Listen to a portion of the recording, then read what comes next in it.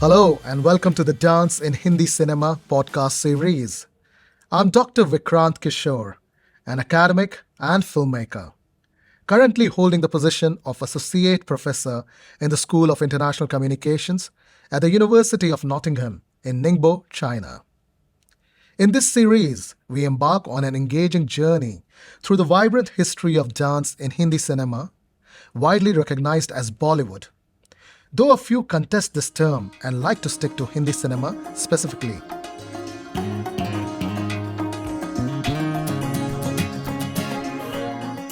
Hindi cinema dance, often referred to as Bollywood dance, has gained global recognition. Our discussions will cover a wide range of topics related to Hindi cinema dance. We will explore its historical origins and delve into the intricate use of song dance sequences in films, whether as an essential part of the film's narrative or as an escape or a break from the narrative.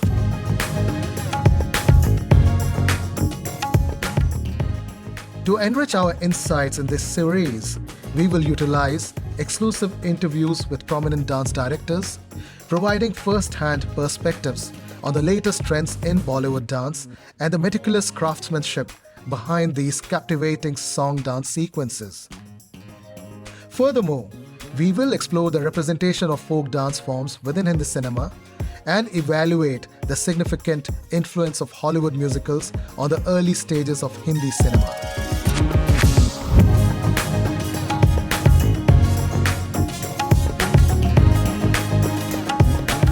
In this inaugural episode of the podcast, we set out to trace the evolution of dance, music, and song sequences in Hindi cinema.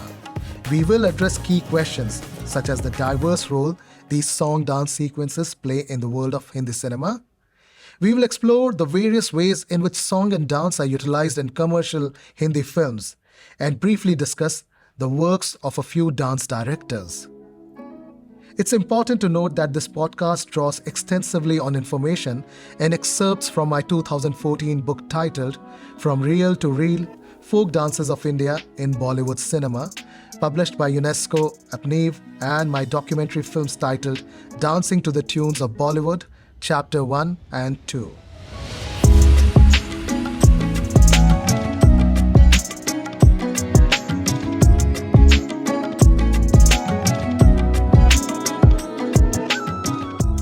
Bollywood, or the Mumbai-based Hindi films, renowned for its production of approximately 250 to 300 films each year, boasts a unique characteristic.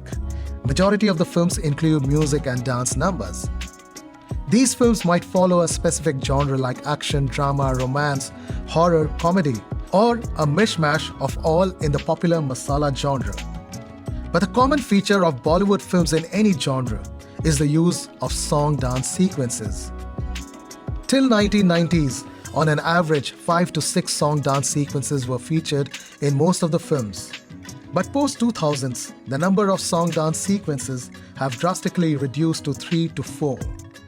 Even if we calculate on an average of 4 songs per movie, this equates to more than 1,000 song and dance sequences filmed annually. One of the distinctive features of Indian cinema is its deep connection with the music industry. They share a symbiotic relationship, with each depending heavily on the other. Over 75% of India's popular music originates from films. Furthermore, film song dance sequences exert a significant influence over the music video market and are prominently featured on music TV and radio channels. In many instances, the release of music precedes the annual release of the film. And in some cases, the success of a film at the box office is determined by the appeal of its song dance sequences.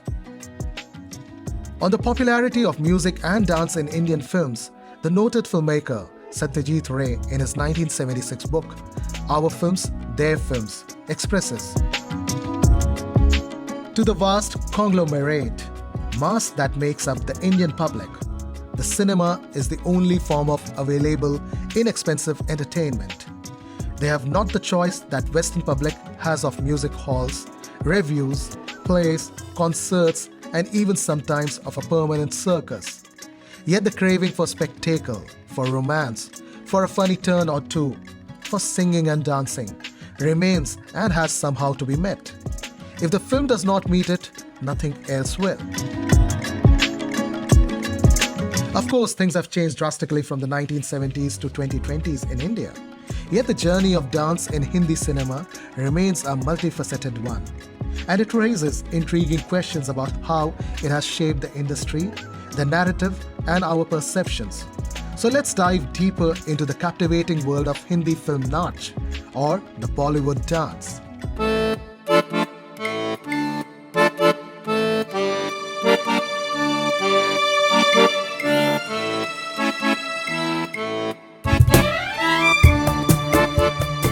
In this segment, we will explore the utilization of song dance sequences and the artists who contributed to their creation during the formative years of Hindi cinema. The influence of music and dance on Hindi films during the 1930s, following the introduction of talkies, can be traced back to a rich array of cultural influences deeply embedded in India's heritage.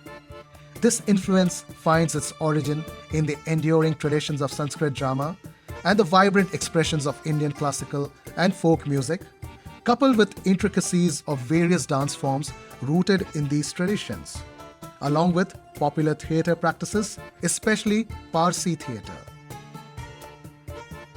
The influence of Indian subcontinent's Islamic culture is also quite dominant in Hindi cinema. Moreover, the incorporation of folk music, dance and theatre from the diverse religious, social, linguistic and cultural landscapes across the country played an important role in shaping the distinctive cinematic language that is synonymous with Bollywood. This influence extends to language, with Hindi cinema prominently featuring a blend of Hindi and Urdu, which is especially noticeable in the prevalent use of Urdu lyrics in Hindi songs. In recent years, Punjabi language music has also gained prominence in Hindi films, and it's noteworthy that English lyrics and Western dance moves have been integrated into many song and dance sequences. Hindi film dance draws inspiration from dance forms across the globe, with a significant impact from American popular culture. During the formative years of Hindi cinema, the studio system played an influential role in shaping the industry.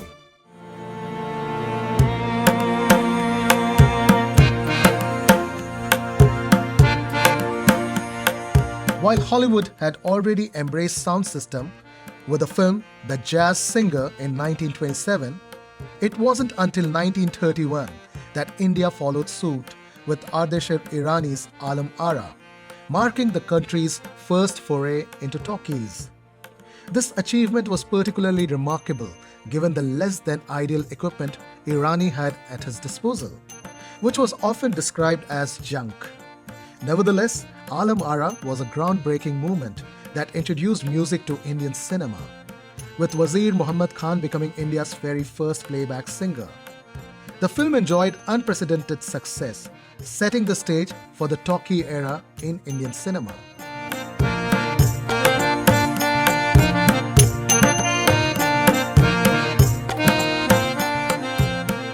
Shortly after Alam Ara, Shireen Farhad emerged as an even more popular talkie, solidifying the transition to sound in Indian filmmaking.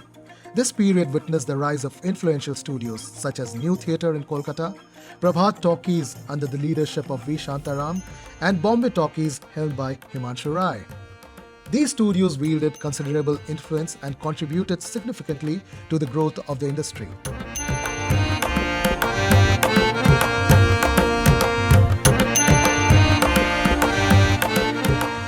New Theatre, known for drawing inspiration from Bengali literature, produced films like Puran Bhagat and Devdas. These films featured memorable song dance that resonated with audiences and became cultural touchstones. Prabhat Studio, on the other hand, specialized in creating socially relevant cinema, and their films like Sarandhari in 1933, which is notable for being India's first color film, embraced song and dance sequences with much fanfare.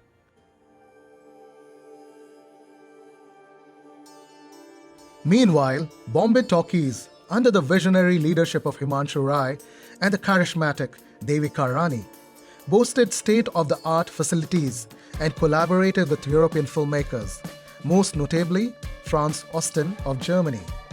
While their early film, A Throw of Dice, made in 1929, was considered a silent film due to its limited sound effects and no dialogues, their later venture, Jawani Ki Hawa, made in 1935, marked the beginning of blockbuster films with a focus on music and dance.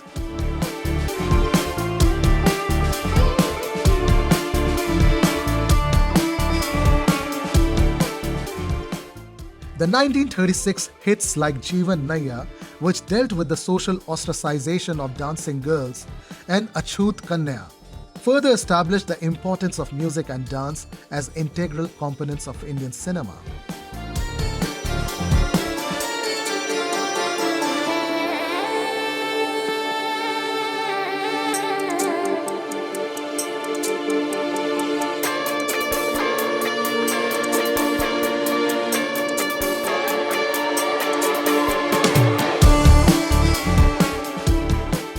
Devika Rani, hailed as the first lady of the Indian screen, made a significant impact on the industry with her electrifying screen presence and acting prowess.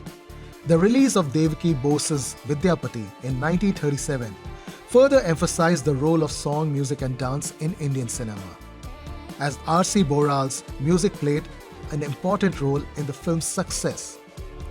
Kismet, produced by Bombay Talkies, emerged as a blockbuster in the 1940s, firmly establishing the trend of music and dance in Indian films.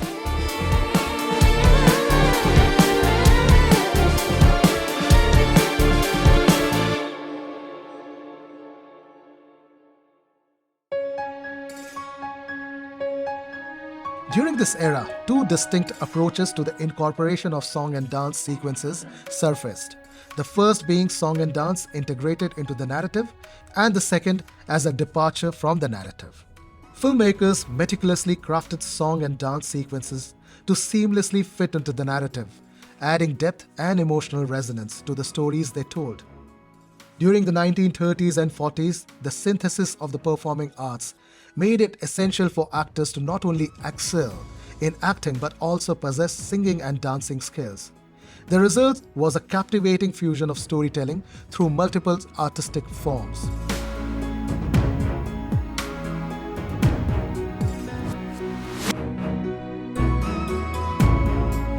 To ensure this harmonious integration of music, dance, and song, three key creative roles became indispensable in mainstream Hindi cinema: the music director, the lyricist, and the dance director or the choreographer.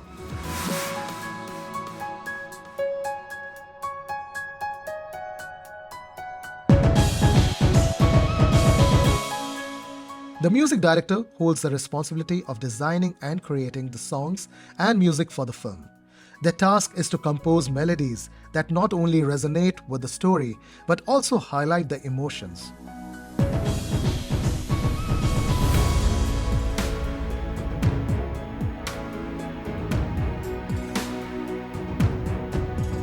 The music director collaborates creatively with the lyricist and works closely with the playback singer, musicians, and music technicians to finalize the composition. These musical compositions are an integral part of the film, enhancing the overall cinematic experience.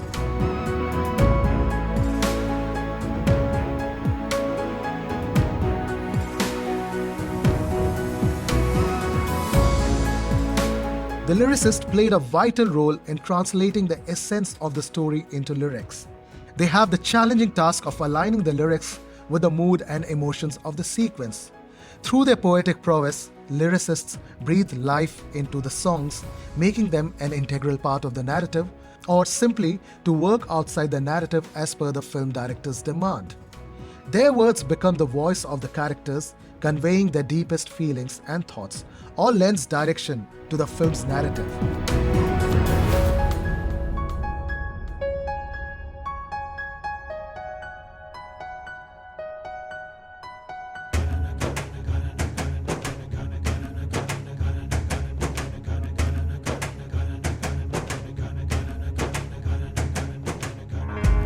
The dance directors are responsible for designing and choreographing the dance sequences in alignment with the storyline or the director's vision. Their expertise ensures that the dances are not just aesthetically pleasing, but also seamlessly integrated into the narrative, advancing the plot and character development through dance movements.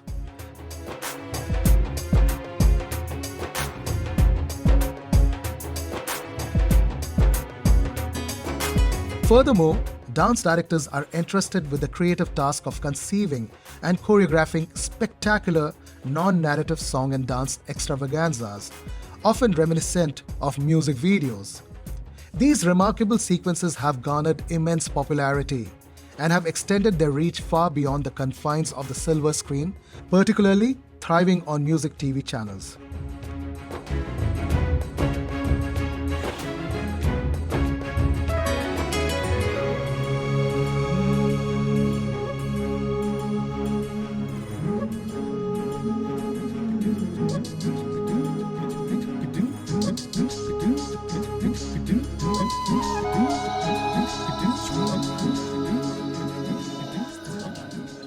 In the early days of Indian talkies till 1960s, the seamless fusion of dance, music and song went beyond mere entertainment.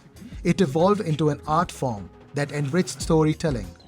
This harmonious blend was meticulously crafted by visionary artists, laying the foundation for the timeless classics we cherish today. It's intriguing to observe that during this era, the majority of films followed a relatively uniform pattern in the creation of song-dance sequences. Whether it involved depicting romance, public displays, religious and communal rituals, or the expression of emotions such as joy, love, sorrow, rage, and retribution, these themes and aspects recurred consistently.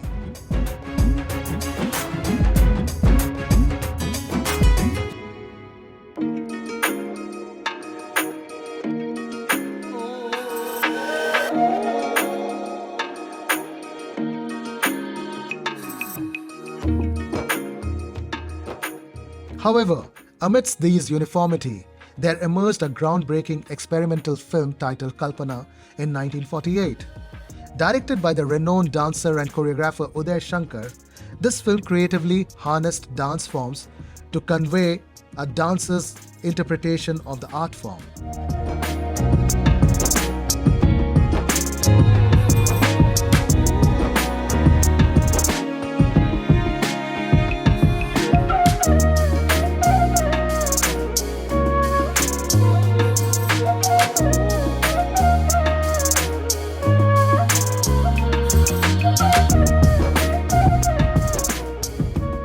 Directed by the renowned dancer and choreographer Uday Shankar, this film creatively harnessed dance forms to convey a dancer's interpretation of the art form. The fusion of ballet and fantasy and Kalpana introduced a fresh dimension to the world of song-dance sequences.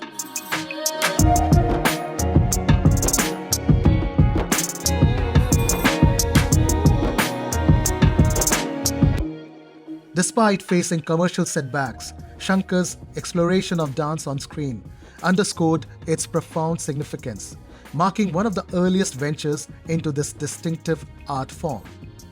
This serves as a testament to how Hindi cinema provided a platform for numerous distinguished Indian classical, folk, ritualistic, and traditional dance experts to showcase their artistry on the silver screen.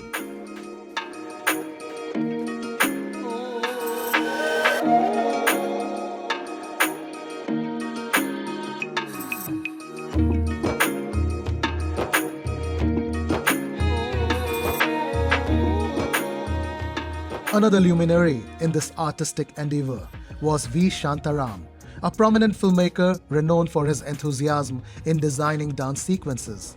His films such as Shakuntala in 1943 and Amar Bhupali, a 1951 film, celebrated the rich diversity of classical and folk dances of India, highlighting their crucial role within the narrative.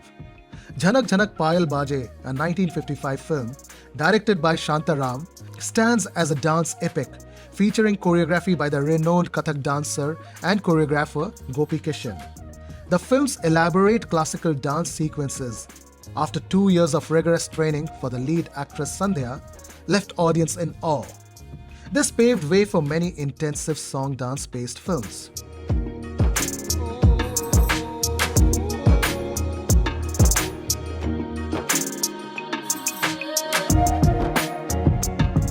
Over the years, classical dance forms have lent themselves to Bollywood films and influences the Bollywood song dance tremendously, especially for solo and dual dance style. Hindi film dance directors like B. Sohan Lal, known for films like Chaudhary Ka Chand, made in 1960, and Sahib Bibi Aur Gulam, the 1962 blockbuster. Guru Lakshu Maharaj was known for the spectacular song dance sequences in the 1972 blockbuster Pakiza, while Chiman Seth, who was the dance director of the 1957 film Mother India, and Krishna Kumar, the choreographer of Awara and Andaz, was also quite renowned during this time. All of these dance directors utilized classical Indian dance forms frequently and also experimented by fusing them with other dance forms.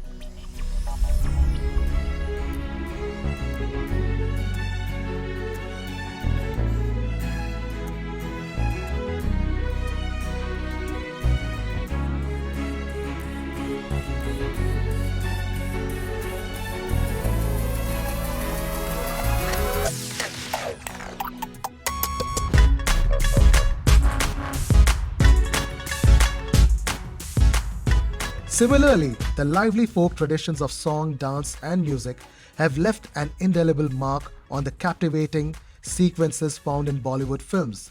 In contrast to the classical dance forms of India, it was the folk and ritualistic expressions of music and dance that served as the primary sources of entertainment for the common people. Some of these folk forms drew inspiration from the great Indian epics such as Ramayana and Mahabharata, as well as other Puranic and religious narratives, including the Chhau and Jatra of Bengal, Sangla and Pekha of Himachal Pradesh, and the spirited Garba of Gujarat.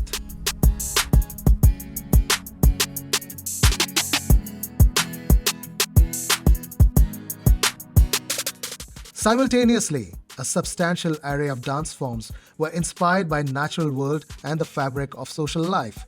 These included the spirited Bhangra and Giddha of Punjab, the graceful Ghumar of Rajasthan, the expressive Karma dance of Madhya Pradesh, and the lively Nagpuri dance of Jharkhand, among a huge number of amazing folk dance forms of India.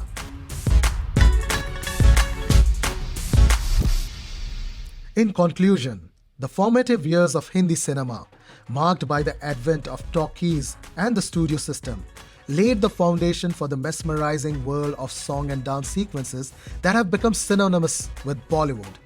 These early filmmakers, studios, and creative artists harnessed the diverse cultural fabric of India, drawing inspiration from classical, folk, and ritualistic traditions, as well as the rich heritage of music, dance, and theatre. The harmonious integration of song, dance, and narrative became an art form in itself, with music directors, lyricists, and dance directors playing crucial roles in this creative process. This era not only enriched storytelling but also celebrated the vibrant diversity of India's cultural landscape.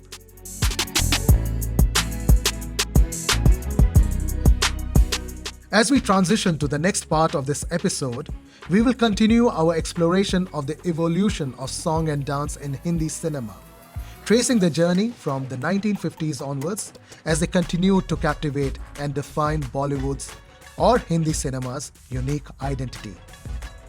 Thank you for joining us today on Dance in Hindi Cinema podcast series.